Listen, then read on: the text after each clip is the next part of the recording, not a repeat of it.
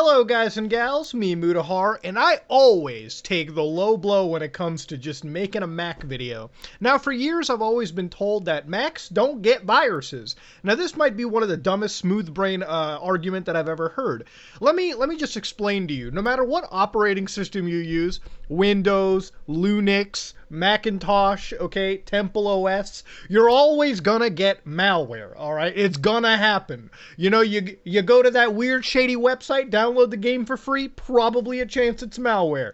Trying to get that nut? Maybe it might be malware. That video codec might be malware. Tons of stuff may be malware.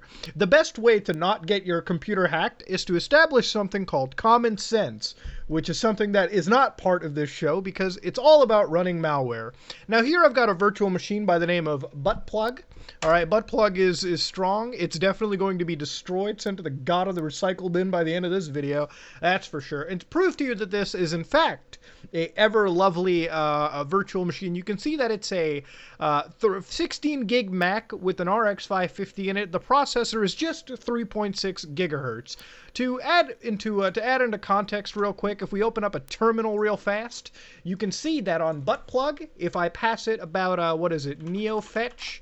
All right, you can see that it's Intel 2 Duo. Now, if I hit H-top, which will give me all the threads, that's a dual-core processor with 16 threads. Somewhere at Apple, it's registering that, and you know what? I'm proud, because that's me. Anyways, so let's get this started. So, this malware that we're looking at is actually nothing too uncommon. It's ransomware, right? Basically meaning that whatever files we're going to have are eventually going to be hijacked, stolen, and we'll have to pay a good chunk of cash in order to get it back. We've seen this before when I've covered malware on PC. My favorite one being the PUBG malware, where I actually did this gaming virtual machine stuff to effectively get myself locked out of the PUBG grind. We actually had to play the game, not really, just launch something with the name PUBG.exe and you could get away with it. Now, this malware sample is brought to you by the blog at objective-c.com. They've done a really good job analyzing this. If you want a good write-up, I'm going to leave their website in the description below, so you can go check it for yourself, play around with the sample. Again, all up to you. If you're going to infect your computer, don't come back and say Muta broke your computer. You broke your computer. Let's get into it. So, in order to give the ransomware something to steal from me, I actually got a bunch of pictures, personal files, so to speak. They're just "Are you winning, son" memes. So if you open it up, you can see that. Are you winning, son? No, I'm not, but thank you for taking an interest. That's very wholesome. Thank you for taking interest in my hobbies. Here's another one where dad's playing Family Simulator, trying to pretend that he has a family. That's kind of dark. And then you've got a oh, that's messed up. That's topical. Are you winning, son? What are you up to tonight, you wild man? Anyways, though, enough for the memes. Let's get this started. So first things first, we have to install this program called Mixed-in-Key 8. I don't know what this is, but clearly it's what's going to be used to help trigger this kind of nonsense. Again, if you go to VirusTotal, you can actually check this stuff for malware yourself real quick. So if I drop this DMG in here, you can see that this DMG, ransomware, Trojan, it's hitting Trojans everywhere. All right, now if you drop in this patch, you can see that Trojan, ransom. All right, so now that we know that we have in fact a virus, let's do the smart thing and launch it. So here, let's open up this package file. It cannot be opened because it's from an unidentified developer. macOS cannot verify this app is free from malware. Okay, so if you hit OK over here, you'll notice that Mac won't launch it. So you'll need to go to System Preferences, Security and Privacy, and just basically get it to launch this way. Hit open and just do it if you can. So let's go through this install process, install blah, blah, blah. Enter Buttplug's password. Again, make sure this isn't on your actual Mac with your personal profile information, because that wouldn't be kosher. And it says the package Mixed-in 8 fails to meet gatekeeper policy. Whatever the fuck that means. What is gatekeeper policy? What? Here it is. Thank you. Disable gatekeeper. Okay, nobody said Macs were hard to infect. Nobody said that Macs were impervious to malware, but man, Apple does make it a bit harder for you to screw up your computer. That's actually kind of a positive. All right, so utilize terminal. Okay, let's open up a terminal real quick. Okay, so as that application is all up and installed, there's another actual program here called Patch, which is pretty bad. All right, pretty bad. All right, so we're gonna open up 1, 2, 3, 4, give it all the commands and everything it really needs, and hopefully, quite hopefully, it'll actually do what it needs to do to attack my computer. So let's just do open up, enter everything, and bam, you'll see that I've got something called read me now. Okay, so we've been infected. Now, to help you understand, this would normally happen if people were to download pirated software. So let's say you wanted to get like Premiere Pro for free. You went on Torrent Bays, you went on like all these torrent sites, you downloaded the file, and you ended up getting this. Everything was fine, you were installing it, you were ignoring all of Apple's warnings, and lo and behold, you ended up where I am. Your files are encrypted. Many of your important documents, photos, videos, images, and other files are no longer accessible because they have been encrypted. Okay, so let's just close this. Maybe you are busy looking for a way to recover your files, but do not waste your time. Nobody can recover your files without our decryption service. We guarantee, however, that you can recover your files safely and easily, and this will cost you 50 US dollars without any additional fee. Our offer is valid for 3 days starting now. Full details can be found in the file Read Me Now. Okay, so let's open up Read Me Now and just get that stuff fired up and ready to go. So here you've got this nice text file, and they're actually, ooh, what's going on? Keychain login cannot be used. Go ahead, it doesn't matter. Oh my god, it's giving me so many errors. Okay, no, let's just see this. Oh, can I really not make this larger text?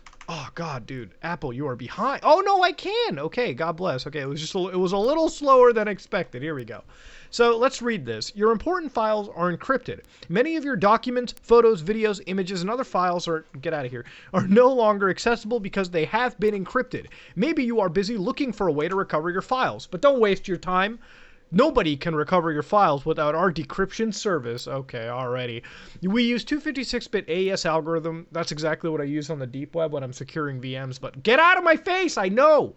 It'll take you more than 1 billion years to break this encryption without knowing the key. You can read Wikipedia about AES if you don't believe this statement. So basically they said, hey, listen, give us $50. It's way cheaper than the amount of processing power electricity you need to do it. Come on. So yeah, they've held everything in ransom. Now they've given you a Bitcoin address, and this is interesting. This is where we'll figure out if they've actually been successful with the scam or not. Now let's see some of these files real quick. Let's open up these files and just see how encrypted they actually are. Could not be opened. It's damaged. So these files are only giving me previews, which if I open this up again, you can see that Apple has a cached preview of these images, but I actually cannot open any of these files. In fact, if I go to this file right over here, actually no, text files are working just fine. That actually has no data within it. But yeah, no, even README files, completely gone, because the README files have been overtaken with all of this malicious data. So these are all gone. Every single file here, eliminated. If I go to the trash over here, recovered files, I think that's just a system thing. But yeah, it is what it is, ladies and gentlemen. Files are taken over. Let's go see how successful this scam was. Yeah, here we go. Bitcoin wallet history, search the blockchain. And then if you type in like the actual, if you type in the address here real quick, you can see like, hey, we've got a Bitcoin address and a BTCH. So let's open up both of them real quick and see just how successful some of this stuff has been. Now the BTC and BCH, both of these actually have 0 transactions so far, meaning that people have not sent money to the service as far as I know. This is a completely clean Bitcoin wallet address so far, so to speak. Now it could have actually generated, this could be like a brand new Bitcoin address that they've generated, but then again, this malware is only a couple days old, so hopefully nobody's fallen for it. But then again, that's kind of a bit too hopeful, right? Now, a couple days ago, here's Dinesh Dina 04, a security researcher that I believe specializes in Apple. This is someone from India who actually analyzed something that masqueraded as Google software update program, and it wasn't even detected. They weren't even detecting this, and it was still encrypting files. It was the same malware we just received. Luckily now, because people have caught on to it, it's actually now being caught on by malware like sites or whatever, by VirusTotal, whatever you want to call it. Initially, when these things hit, they don't usually hit the VirusTotal, whatever you want to call it, just because they're so fresh, they're so new. It takes a while for them to be reported and properly analyzed. Now, here you've got the Objective-C blog, which is where I actually ended up getting this sample from. These guys actually made a really comprehensive write-up, and they really did a good amount of reverse engineering to see how this malware worked, what it was targeting for, and ultimately how to use this knowledge to identify other pieces of malware going into the future like this and help deal with them appropriately, which is great. Oh, look at that. It's now straight up deleting files completely from existence at this point. So yeah, you know, it's not, ooh, Finder is gone. Everything is gone. This Macintosh is slowly dying, ladies and gentlemen. Let me just put it out. And honestly, last thing I should do at this point is probably put it out of its misery. I'm just going to kill this Mac OS system right here and there. We're just going to go to the Apple logo and we're going to shut that down to begin with. Now, ladies and terminate, all of it terminate. With all that said, though, one thing to understand is this is just one example of malware.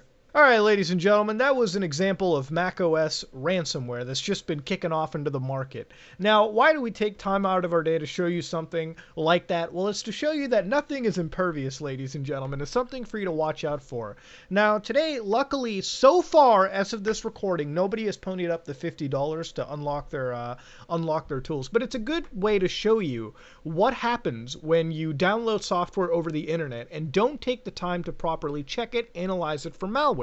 Because this could be a very common situation. Tons of people could download software that they don't want to pay for. Trust me, I've been there. I know what it's like. There's tons of people who would like to download movies and music just so that they don't pay for them or whatever necessarily. And hey, if that's your hustle, that's your hustle. But with this stuff, we actually ended up getting a patch or software that was actually malicious to begin with. Now, earlier in the video, Apple did whatever they could to make sure that I didn't install this stuff, but I did. I made sure I did, and once we did, our computer's files were all hijacked. So if this was my real Mac, I'd have lost all my memes, all my edits, all of my stuff. Maybe, just maybe, this might even be digging through saved passwords or whatever on a Mac, which I definitely do have on my work rig. That's why we used a virtual machine. So anyways, with all of that said, though, the virtual machine is dead. I've killed it, put it out of its misery, and it's just a good example to show you nothing is impervious. Ladies and gentlemen, that was how I destroyed a Mac. A little virus investigations, if you will. Luckily, no one fell for it, but I don't know. Maybe when I wake up, there will be like tons of people paying to get their stuff unleashed or unlocked. With that said, though, don't fall for malware. Be careful. Your data's the strongest suit, and just use some common sense when you're on the internet. That being said, this is me, Mudahar, and if you like what you saw, please like, comment, and subscribe. Dislike it if you dislike it. I am